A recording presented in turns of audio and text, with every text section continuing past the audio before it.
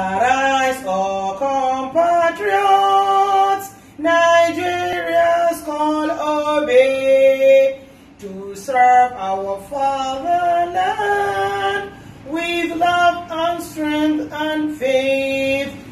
The labor of our heroes past shall never be in vain, to serve with heart and might one nation bound in freedom, peace and unity. I pledge to Nigeria, my country, to be faithful, loyal and honest, to serve Nigeria with all my strength, to defend her unity and uphold her honor and glory. So help me God.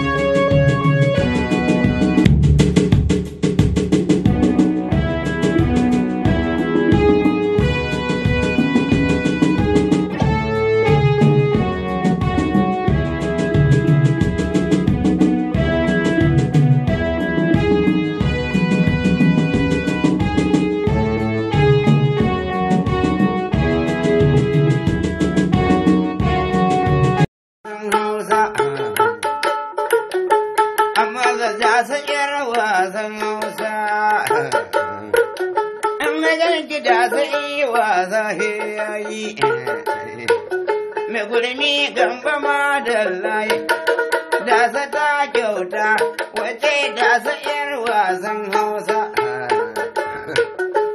Ana gaida ke da za in ta da